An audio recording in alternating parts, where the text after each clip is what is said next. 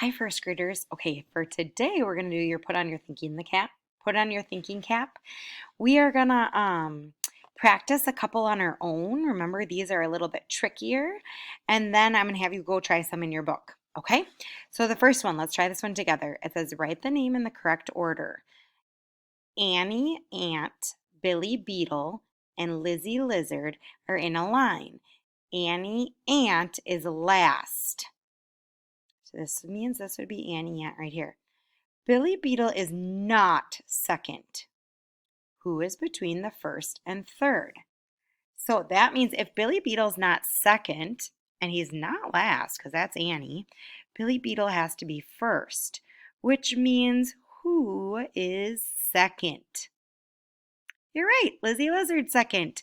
So Lizzie Lizard is between Billy Beetle and Annie Ant. Let's try another one.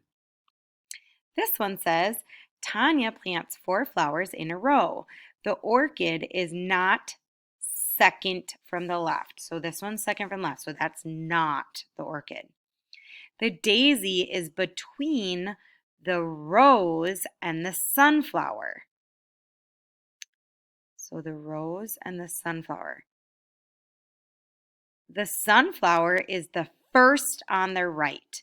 Okay, so if this is the sunflower, then the daisy is between the rose and the sunflower, so that means this is the daisy, this is the rose, and the orchid is right here. Let's try another one. Joshua counts the number of children in his group. Nick is the 4th person from the right. So we have 1, 2, 3, 4. Here's Nick. He's also the 2nd person from the left. So he'd be 1, 2. That's Nick. How many people are in his group? So there would be 1, 2, 3, 4, 5 kids in Nick's group. All right, now I want you to go try a couple. You are going to turn to page number 147 to 150. Have fun and keep working hard.